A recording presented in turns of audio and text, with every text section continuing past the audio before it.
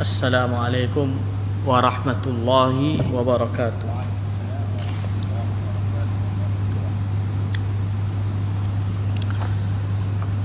Bismillahirrahmanirrahim. Alhamdulillahi rabbil alamin. Wassalatu wassalamu ala ashrafil anbiya'i wal mursalin wa ala alihi wa sahbihi ajma'in.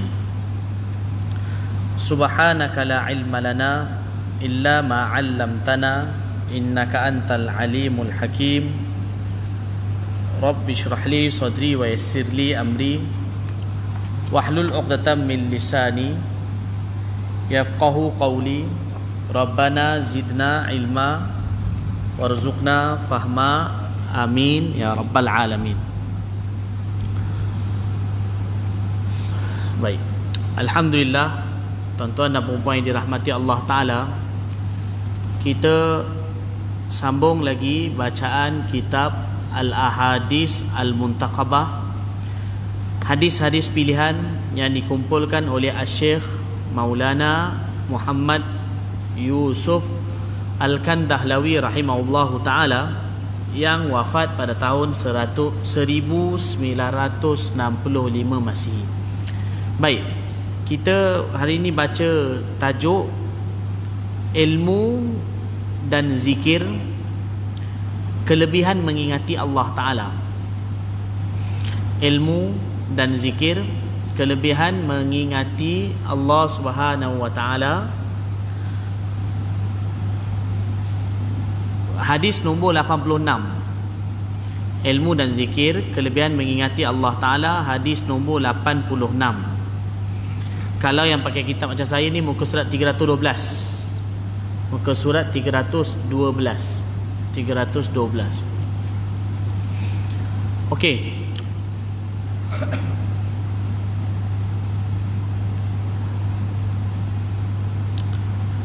An Abi Hurairah, hadis nombor 86 tu hadis nombor 86. An Abi Hurairah radhiyallahu anhu qala qala Rasulullah sallallahu alaihi wasallam sabaqal mufarridun. Qalu wa mal mufarridun ya Rasulullah?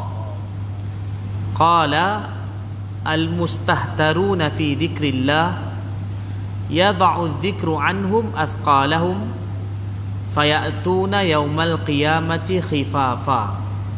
Rawahu Tirmidzi wa qala hadha hadithun hasanun gharib. Sayyidina Abu Hurairah radhiyallahu anhu meriwayatkan bahawa Rasulullah sallallahu alaihi wasallam bersabda, para mufarrid telah jauh ke hadapan. Mana telah jauh mendahului ke hadapan. Para sahabat radhiyallahu anhum bertanya, wahai Rasulullah, siapakah itu para mufarrid? Siapakah yang dimaksudkan dengan golongan mufarridun? Baginda sallallahu alaihi wasallam menjawab, orang yang bersungguh-sungguh mengingati Allah Taala. Orang yang bersungguh-sungguh mengingati Allah Taala. Zikrullah itu, ingat pada Allah itu, zikrullah telah meringankan beban-beban mereka, maka pada hari kiamat mereka akan datang dalam keadaan yang ringan. Hadis riwayat Tirmidzi.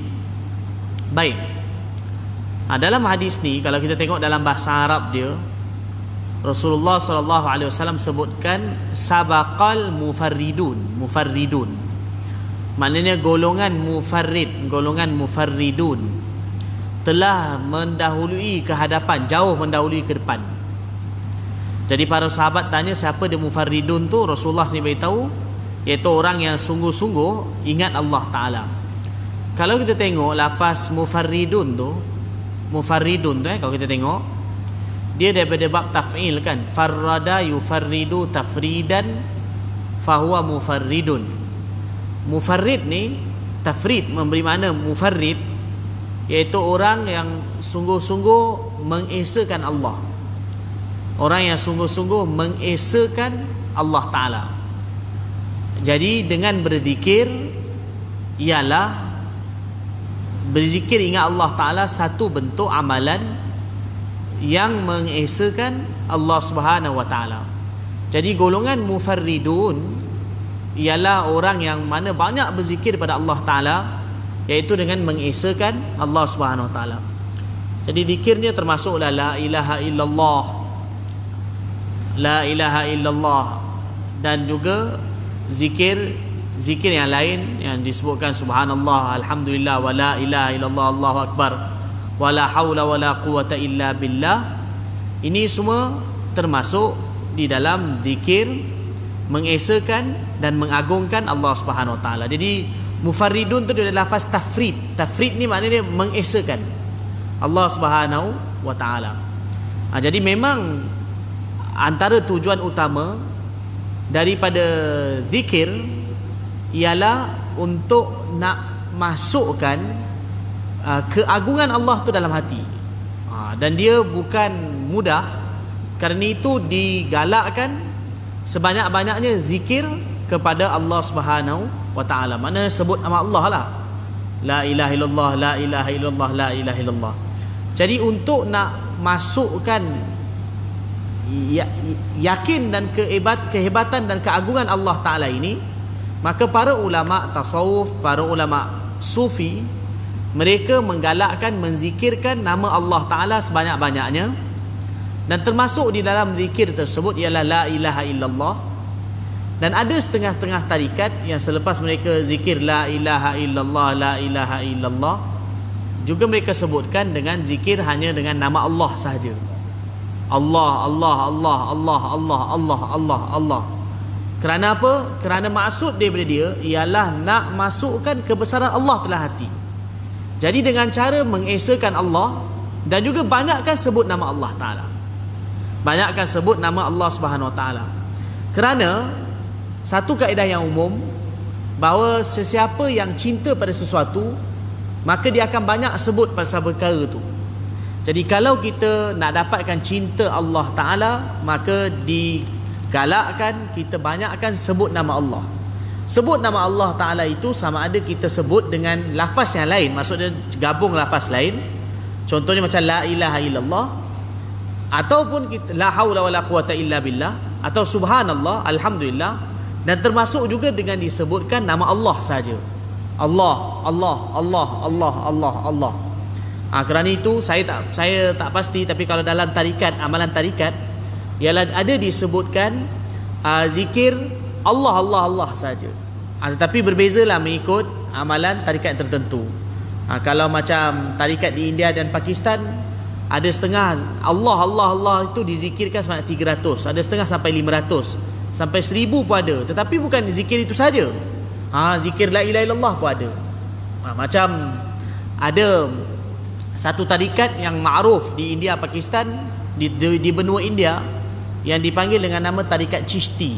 Tarikat Chishti, Chishtiyah, yang dia disandarkan kepada Syekh Mu'inuddin Chishti rahimahullahu ta'ala. Syekh Mu'inuddin Chishti rahimahullah ni, beliau hidup pada kurun yang ke-7 atau ke-8. Beliau Syekh Mu'inuddin Chishti rahimahullah ta'ala. Dan beliau ini seorang syekh tarikat yang berdakwah di India. Dan juga beliau telah mengislah, islah maknanya telah mengubah hidup ratusan ribu manusia.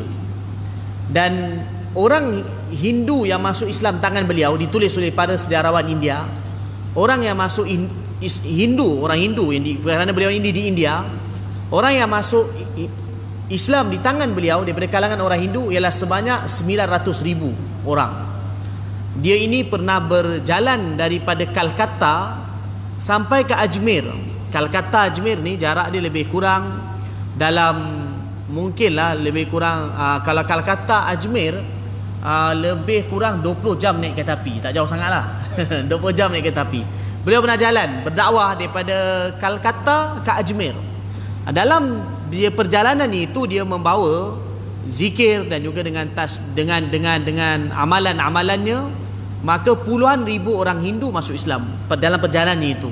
Ini ditulis oleh para sejarawan India berkenaan dengan Syekh Mu'inuddin Chishti rahimahullah ta'ala. Dan beliau ajar zikir. Antara zikir beliau ialah adanya 1200 zikir. 1200 zikir ni maksudnya 100. Dari dalam zikir beliau ini la ilaha illallah tu 600 kali. Dan lepas tu ada illallah. Ini 200 kali. Ada lepas tu Allah aja.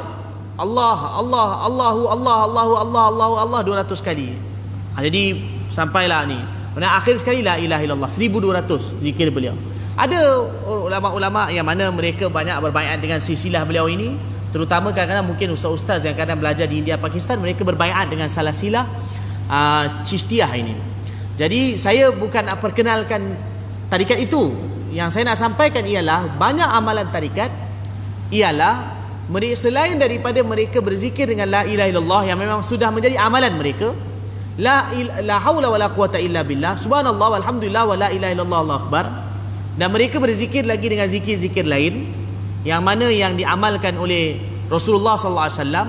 Bersama dengan itu juga mereka berzikir la Allah kerana maksudnya ialah nak masukkan keyakinan dan kehebatan Allah tu dalam hati. Maka disebut nama Allah saja. Yang disebut dengan nama zikir isim mufrad ataupun zikir ismu zat.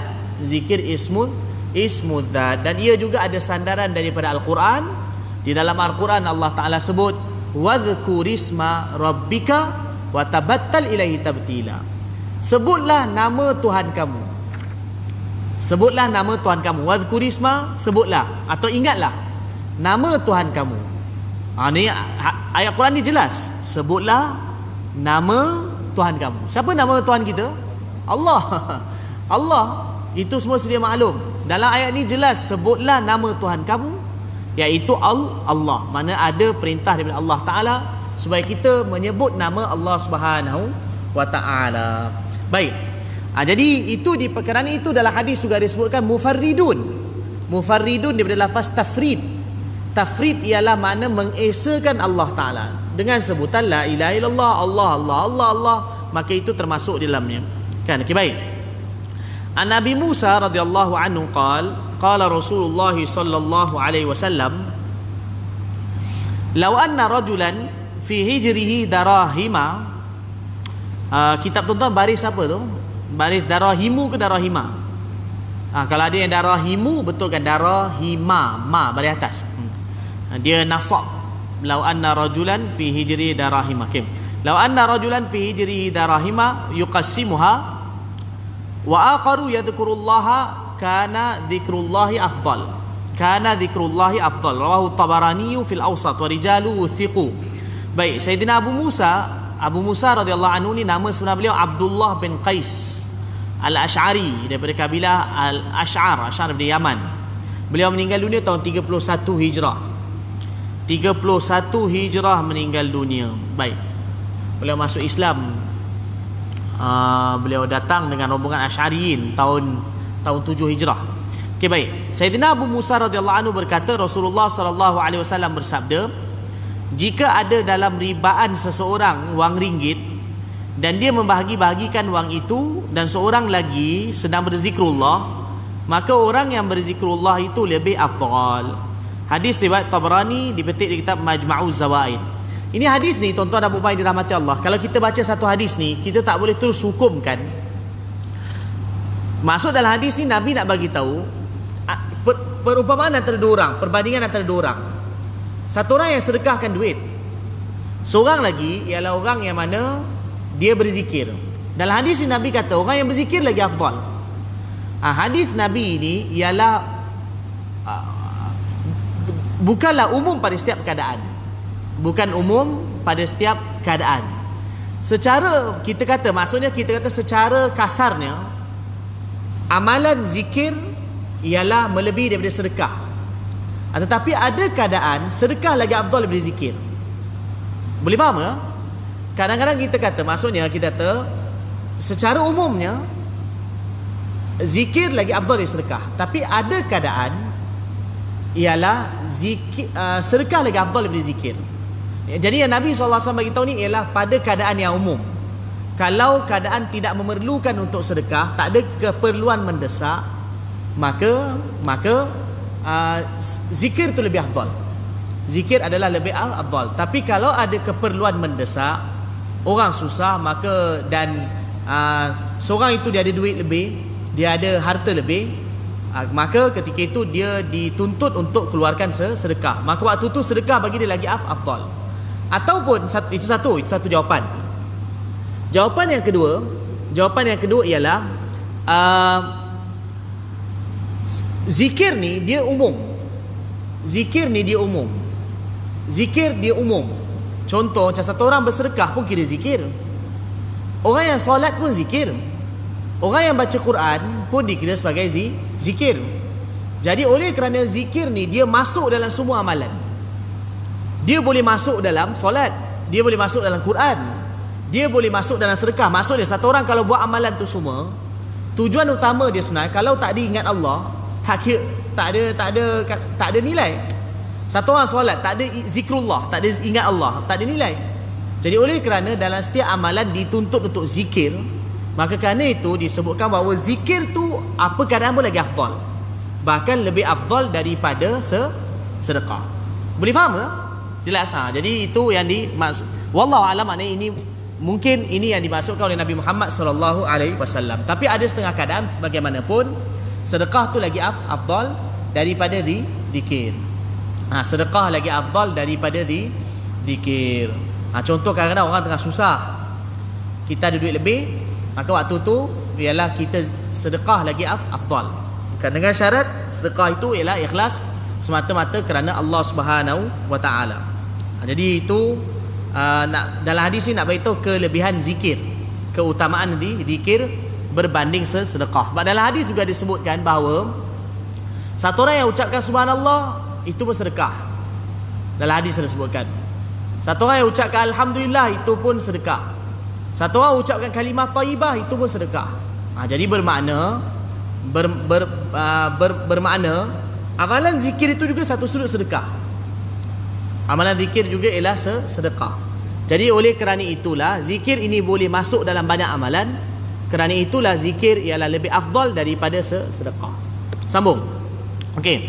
An Abi Hurairah radhiyallahu anhu qala Rasulullah sallallahu alaihi wasallam man akthara dzikrallah faqad bari'a minan nifaq. Rawahu Tabarani fi as-Saghir wa huwa hadithun sahih. Al-Jami' as-Saghir.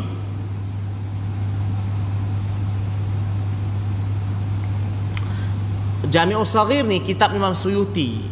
Al-Jami'us Saghir ni ialah dikarang oleh Imam Suyuti, Al-Imam Jalaluddin Abdul Rahman bin Abu Bakar As-Suyuti rahimahullahu taala. Imam Suyuti ni lahir 849, meninggal dunia tahun 911. Imam Suyuti rahimahullahu taala. Jadi kitab Jami'us Saghir tu beliau karanglah. Jadi beliau ambil hadis daripada Tabarani. Baik. Tabarani dalam Mu'jam Saghir. Imam Tabarani ada karang 3 mu'jam, nama mu'jam. Satu mu'jam kabir, mu'jam awsat, dan satu lagi ialah mu'jam saghir. Baik, Sayyidina Abu Hurairah radhiyallahu anhu berkata, Rasulullah sallallahu alaihi wasallam bersabda, sesiapa yang memperbanyak zikrullah, sesungguhnya dia telah terlepas daripada kemunafikan. Sesiapa yang memperbanyak zikrullah, sesungguhnya dia telah terlepas daripada kemunafikan. Maknanya bila banyak zikir satu orang, kerana mungkin permulaan zikir dia rasa macam dia tak ikhlas, tunjuk-tunjuk. Tapi bila dia terus zikir, lama kelamaan amalan tu dah jadi sebati dengan dia. Maka ketika itu permulaan mungkin mula-mula dia rasa berat, atau kadang-kadang dia nak tunjuk kat orang. Tapi selepas dia dah banyakkan zikir, amalan tu dah jadi kebiasaan, jadi adat. Maksudnya dah jadi kebiasaan dia. Maka waktu tu dia tidak lagi tunjuk-tunjuk pada orang. Maka oleh kerana itu baginda sallallahu alaihi wasallam sabda, siapa yang banyakkan zikir, maka dia terlepas daripada kemunafikan, daripada sifat munafik, daripada sifat munafik, nifaq. Baik. Banyakkan zikir tu banyak mana? Kalau Nabi kata banyakkan zikir, banyakkan zikir, sampai dia ke tahap yang dikatakan banyak lah kan. Tahap yang dikatakan banyak 10 tak banyak air. 100 banyak ke? 100 banyak ke? Mungkin kadang 100 tak banyak lagi. 1000, mungkin 1000 orang dah mula kata banyak. Pada pandangan kita orang biasa, kan, pada pandangan kita orang biasa 1000. Tapi kalau pada pandangan orang yang soleh, 1000 tu pun sikit. 1000 sedikit. Maka ada di kalangan mereka yang mana berzikir sehingga hariannya kadang ratusan ribu, kan, hariannya ratusan ribu. Ni pengarang kitab ni nama Maulana Yusuf. Pengarang kitab ni nama Maulana Yusuf. Pengarang kitab ni lah. Ayah pada Maulana Yusuf ni nama Maulana Ilyas. Yusuf bin Ilyas. Muhammad, pengarang kitab ni nama Muhammad Yusuf bin Muhammad Ilyas. Muhammad Ilyas ni punya mak, maksudnya nenek pengarang kitab ni. Pengarang kitab ni punya nenek, ayah kepada mak dia. Apa saya cakap ni? Mak kepada ayah dia. Terbalik pula. Mak kepada ayah dia. Pengarang kitab ni, mana nenek lah. Nenek pada Maulana Yusuf ni. Ditulis di dalam biografi ayahnya, iaitu Maulana Ilyas punya biografi, disebutkan bahawa nenek pada pengarang kitab ini setiap hari saja zikirnya 40,000. Dan dia perempuan, hafizah hafal Quran. Tiap-tiap hari zikirnya 40,000 tiap-tiap hari. Ada ditulis, memang ditulis oleh Maulana Said Abdul Hasan Ali Nadwi. Sebab Maulana Said Abdul Hasan Ali Nadwi ni antara orang yang berdamping dengan Maulana Ilyas, ayah pengarang kitab ini. Dan beliau tulis satu kitab khusus, biografi Maulana Muhammad Ilyas. Dan dalam biografi itu beliau cerita pasal mak Maulana Ilyas ni. Jadi mak Maulana Ilyas ni, amalan hariannya setiap hari zikirnya 40,000. Dan itu tak termasuk Quran. Quran dia berapa banyak? Tak banyak sangat. Setiap hari 40 juzuk je. Sekali khatam tambah 10 je. Ini ditulis di dalam buku dan diceritakan sini oleh Maulana Ilyas kepada mak dia. Solehah, kerana itu daripada perutnya keluar satu orang alim besar dan menjadi pendakwa besar, iaitu Maulana Ilyas tu, pengasas jemaah tabligh. Jadi Maulana Ilyas tu pengasas jemaah tabligh. Jadi ibunya tu amalan zikirnya setiap hari 40,000. 40,000 kan. Itu bukan, ni saya bukan cerita laki ni cerita perempuan. Ni bukan cerita, ni ialah bukan cerita laki, ialah cerita perempuan. Kalau kita dengar mereka punya amalan bulan Ramadan, perempuan ni, kita akan lagi takjub. Setiap malam dalam tarawih ialah baca 15 juzuk Quran dalam tarawih.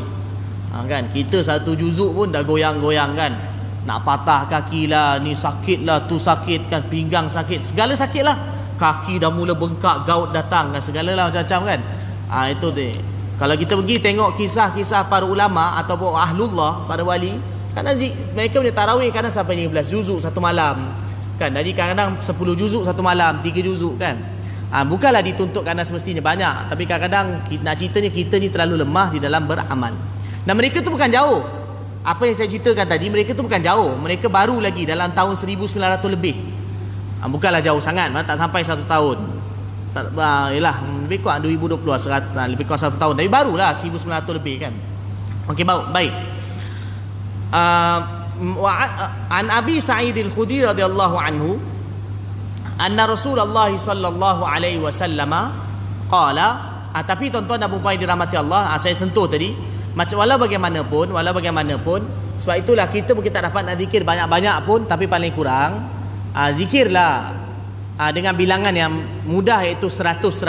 Ni zikir mudah kan. Dalam tarikat Ahmadiyah pun ada aja, dalam mana-mana tarikat ataupun mana-mana para ulama ada zikir kan. Contoh macam la ilaha illallah tu setiap hari 100 kali, selawat 100 kali, istighfar ada setiap hari 100 kali.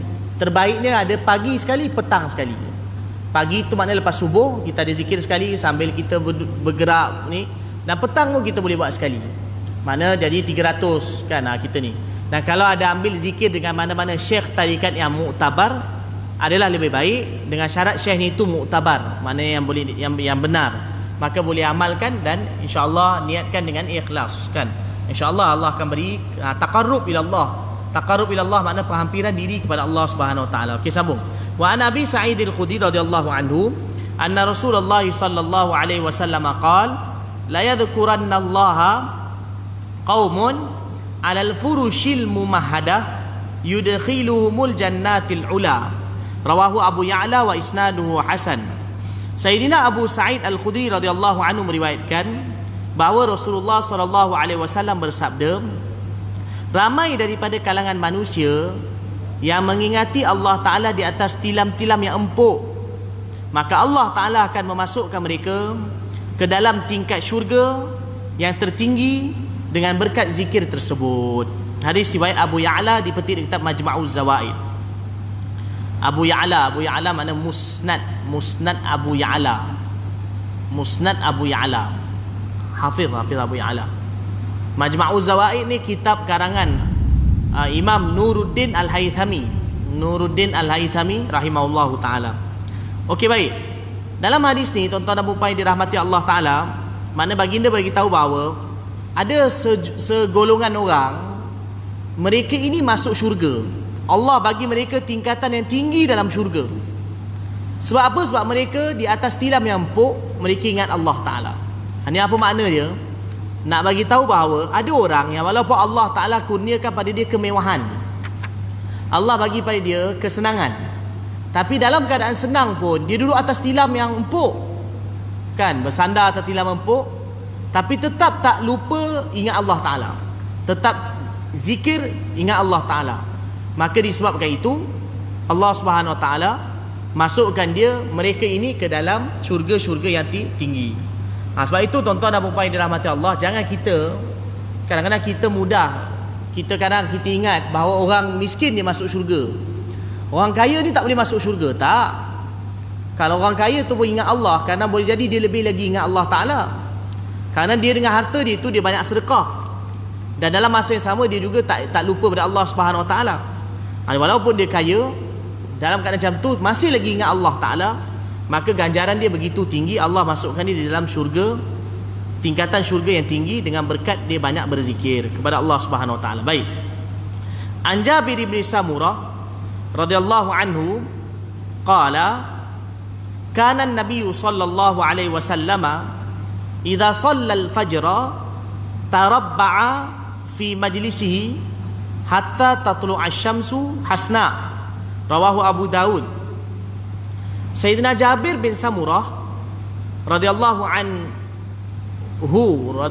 anhu Sayyidina Jabir bin Samurah radhiyallahu anhu berkata bahawa setelah Nabi sallallahu alaihi wasallam selesai daripada solat subuh, baginda sallallahu alaihi wasallam akan duduk bersila di tempatnya untuk berzikir sehingga matahari terbit dengan sempurna. Hadis riwayat Abu Daud. Ini dalam hadis ni bagi tahu bahawa di antara amalan kebiasaan Rasulullah sallallahu alaihi wasallam. Ini hadis ni bukanlah semestinya, tetapi kebiasaan Nabi. Ni sahabat ni bagi tahu kebiasaan Nabi sallallahu alaihi wasallam. Apa dia baginda buat? Selepas solat subuh, baginda akan terus duduk dekat tempat Nabi. Nabi duduk bersila. Buat apa? Nabi sallallahu alaihi wasallam berzikir sampailah matahari terbit. Bila matahari terbit, Nabi akan solat isyraq. Solat isyraq 2 rakaat. Solat isyraq 2 rakaat. Jadi baginda sallallahu alaihi wasallam selepas solat subuh, habis lepas tu Rasulullah sallallahu alaihi wasallam akan habis selesai bagi salam semua, lepas dah baginda berzikir, lepas tu mungkin ada sahabat yang mana mereka pulang. Dan lepas tu tapi Nabi sallallahu alaihi wasallam tetap duduk tempat Nabi. Kan rumah Nabi duduk, rumah Nabi sebelah ni dia. Rumah Nabi sallallahu alaihi wasallam sebelah dia, dekat mimbar tu. Nabi duduk kat mimbar. Mimbar kat Raudhah tu lah. Kat Raudhah tu, Raudhah kat Madinah, Raudhah tu mimbar Nabi. Nabi duduk kat mimbar. Nabi sallallahu alaihi wasallam terus duduk sampailah matahari terbit. Bila matahari terbit, baginda pun akan bangun solat isyraq. Selepas solat isyraq, Nabi sallallahu alaihi wasallam akan pulang ke rumah baginda. Ini kebiasaan Nabi. Tapi ada juga dalam riwayat sebutkan kadang-kadang lepas subuh juga pernah Nabi sallallahu alaihi wasallam bangun dan Nabi bagi nasihat, tazkirah. Nabi sallallahu alaihi wasallam bagi tazkirah. Kan? Tapi dalam riwayat ini sebutkan Nabi terus duduk. Ini kalau tidak ada apa-apa keperluan. Tapi kadang-kadang pernah juga lepas subuh Nabi hantar jemaah jihad. Maksudnya lepas subuh kadang-kadang Nabi sallallahu alaihi wasallam kumpulkan dan Nabi hantar jemaah jihad. Juga pernah. Jadi ini kalau tak ada apa-apa keperluan jihad ke, dan tidak ada apa-apa tuntutan lain, mana Nabi SAW ada di Madinah, Nabi pun tak keluar berjihad, maka Nabi akan terus duduk berzikir sampailah isyraq. Bila dah isyraq, Nabi pun solat isyraq. Lepas tu barulah baginda SAW tunaikan keperluan baginda SAW yang lain. Semua dalam hadis ni riwayat Nabi SAW duduk bersila. Nabi duduk bersila. Kan? Jadi ini sebab itu yang saya lihat antara amalan ini, para ulama Yaman ambil berat untuk amalkan macam ni. Para ulama Yaman, mereka lepas subuh kan duduk ni sampailah ni sampai matahari terbit pada solat isyraq. Kita, negara kita ni rasanya sukar sekali nak dapat macam tu. Sukar sekali nak dapat. Kan susah dapat. Satu, kalau hari Isnin sampai ke Jumaat kerja. Kan rata-rata orang kerja lah. Kalau Sabtu Ahad tak tahulah, ada kan, dia tak ada kerja tapi dia ada panggilan di hotel, di apa nama, di restoran untuk lepak dengan kawan. Kan di panggilan tu ada, dia menarik-narik panggilan tu. Jadi oleh kerana itu dia punya tarikan tu terlalu kuat. Jadi memang tak boleh tahan dah lah lepas sembahyang subuh kan. Tapi dia pun duduk kat sana juga sampai matahari terang pukul 9. Pukul 9 balik kan. Okey, berapa puntung rokok? 3 puntung rokok. Okey. Jadi Nabi SAW punya amalan macam ni. Jadi kalau kita dapat amalkan adalah baik. Di Yaman, kalau contoh di Hadramaut tu, di Tarim, mereka banyak amalkan. Selepas subuh terus duduk sampailah ni. Kalaulah kita tak apa buat setiap hari pun, mungkin kadang-kadang dalam seminggu buatlah sekali.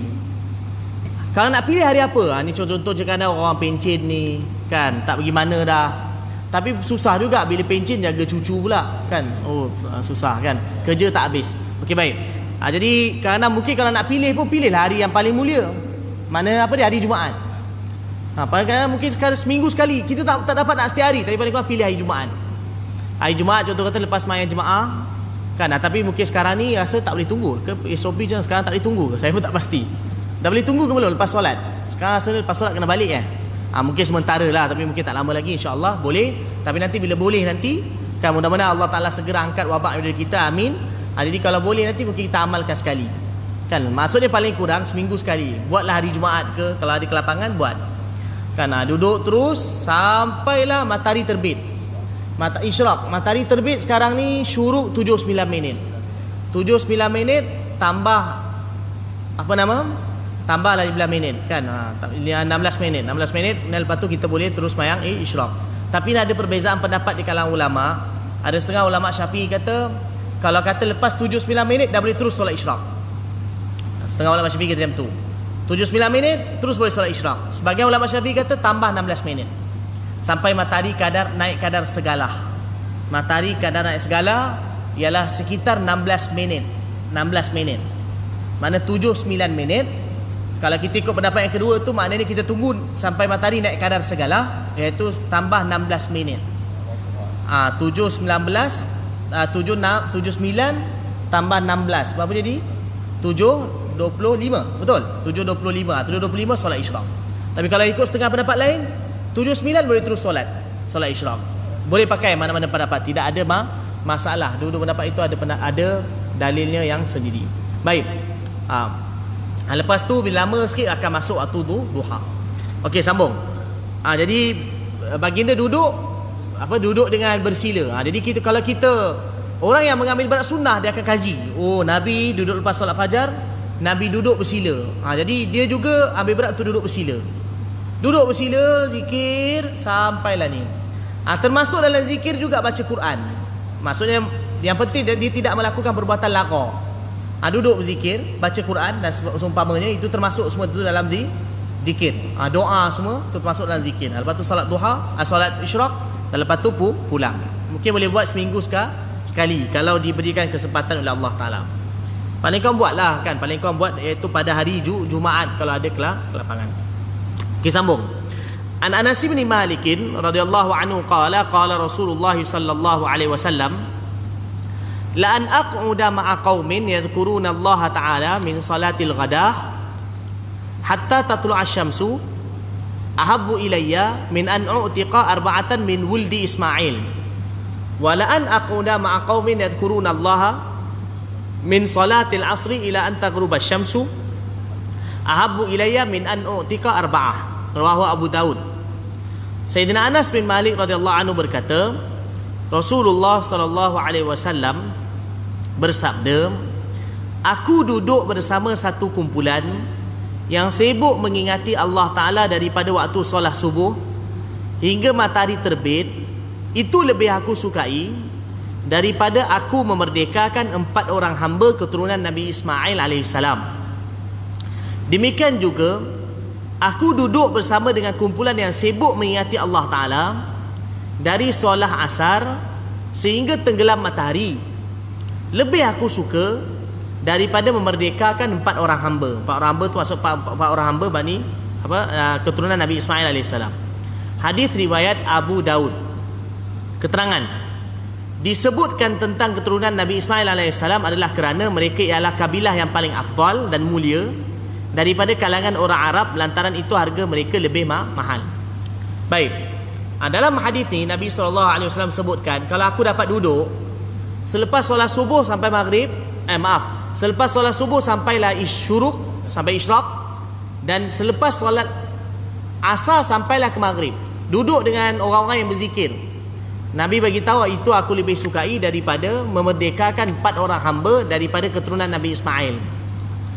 Nabi Ismail alaihissalam ialah Arab, dan keturunan baginda ialah daripada Arab yang mulia lah, keturunan Arab yang mulia. Jadi hamba ni pun dia banyak kelas. Hamba banyak kelas. Kalau orang zaman dulu kan ada hamba. Kalau hamba kulit hitam, harga tak sama dengan hamba Arab, hamba bangsa Arab. Jadi hamba bangsa Arab mana hamba yang mahal lah, lagi mahal. Jadi Nabi SAW bagi tahu, jadi kalau aku dapat duduk berzikir dengan orang-orang yang berzikir, dapat duduk bersama dengan orang yang berzikir kepada Allah Ta'ala, duduk sama-sama berzikir dengan mereka, daripada lepas solat subuh sampailah terbit matahari, dan daripada lepas asar sampailah maghrib, itu aku lagi sukai daripada memerdekakan 4 orang hamba yang mahal. 4 orang hamba yang begitu mahal nilai dia. Sebab bila hamba tu lagi mahal, maka lagi besar dia punya pahala. Tapi duduk berzikir tu, maka dia punya pahala lagi besar. Duduk berzikir. Maka nak bagi tahu bahawa di antara waktu yang paling afdal berzikir ialah lepas sembahyang subuh dan lepas sembahyang asar. Waktu yang paling afdal berzikir, dalam hadis ini maknanya sebutkan bahawa waktu yang paling afdal berzikir ialah selepas sembahyang subuh, selepas sembahyang asar. Jadi kerana itulah banyak para ulama mereka jadikan kebiasaan mereka buat majlis zikir lepas subuh. Itu paling ni. Tapi kalau lagi afdal dua-dua, lepas subuh dan lepas asar. Tapi kadang-kadang kerana kesibukan dan orang nak hadir susah, maka mereka ambil paling kurang satu waktu, iaitu lepas subuh. Tapi ada juga yang buat dua, lepas subuh dan lepas asar. Lepas subuh dan juga lepas asar. Kalau Maulana Zakaria Al-Kandahlawi rahimahullahu ta'ala, beliau merupakan syekh tarikat. Dan beliau ini, di tempat beliau ketika beliau masa duduk di India, duduk di Saharanpur, biasanya tiap-tiap hari orang yang datang ke tempat beliau untuk berzikir bersama beliau ialah ratusan orang. Kadang-kadang sampai mencecah ribuan datang. Jadi beliau punya majlis zikir satu hari 2 kali. Satu lepas subuh, satu lagi lepas asar. Jadi majlis zikir. Dan selepas majlis zikir, semua orang akan diberi minum. Kat sana panggil chai. Chai ni teh susu lah. Kan beri minum teh susu. Lepas tu balik lah. Kan jadi biasanya akan zikir saya beritahu tadi lah. Biasa mereka zikir la ilaha illallah apa semua, sampailah isyraq. Bila sampai isyraq habis bersurai solat isyraq. Selepas solat isyraq minum teh balik. Jadi orang datang ramai zikir. Kan tak tahulah nak teh ke tidak. Tapi mereka datang berzikir lepas subuh. Dan lepas tu lepas asar pun sama. Cuma biasa lepas asar, selain daripada zikir, Maulana juga akan bagi nasihat yang berkenaan dengan hati. Dipanggil targhib lah, nasihat-nasihat berkenaan dengan hati. kan, supaya dan menjaga hubungan dengan Allah Subhanahu Wa Taala. Setiap hari adalah nasihat yang mana beliau beri. Dan bila beliau lepas tu pindah ke Madinah 10 tahun akhir, tahun 8 Maulana Zakaria rahimahullah meninggal tahun 82. Dan tahun 73 beliau pindah Madinah dan terus duduk ke Madinah sampailah beliau wafat. Jadi lepas beliau duduk Madinah, majlis zikir tu pun diteruskan, tapi beliau buat lepas asar. Beliau buat lepas asar dan biasanya ramai orang datang. Satu hari paling kurang orang datang 200 orang datang majlis zikir beliau. Dan semua akan diberi, lepas habis zikir akan diberi minum. Dan biasanya akan makan macam biskut lah sikit. Makan minum biskut cecah tu dan pulang. Kan biasa dia beri macam tu. Di Pakistan banyak macam tu. Biasa buat majlis zikir ni kan, orang datang dan zikir, lepas tu minum, lepas tu pulang. Tapi orang kampung datang untuk zikir kan, sama-sama, dan ada syekh yang akan pimpin. Jadi ini amalan itu ialah untuk mengamalkan sunnah Nabi SAW. Jadi kerana orang kata tarikat ni tak ikut sunnah, para ulama tarikat lah begitu ambil berat untuk jaga sunnah. Sampaikan mereka punya zikir pun ialah pada waktu buat majlis zikir pada waktu yang Nabi sebut. Nabi kata lepas solat subuh dan lepas mayang asar. Dan para ulama sufi tasawuf ambil berat perkara tersebut. Kan zikir lepas solat, lepas tu terus zikir kan. Kan bukan lepas solat terus main handphone. Kan lepas solat pun bangun main handphone kan, cakap dalam handphone. Kata tak payah zikir kan. Jadi itu amalan yang mana diajarkan oleh Nabi Muhammad sallallahu alaihi wasallam. Jadi sebenarnya paling afdal zikirnya ialah satu hari tu 2 kali.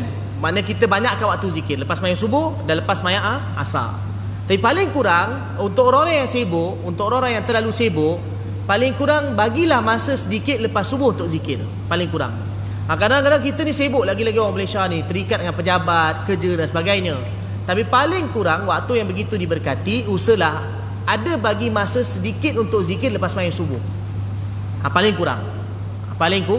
Sebab tu lepas mayang subuh ni janganlah, kalau tak ada apa keperluan, janganlah terus tinggalkan, masuk terus balik kan. Kalau ada ni tunggu dahulu, zikir dulu, lepas tu barulah pulang. Apa dia?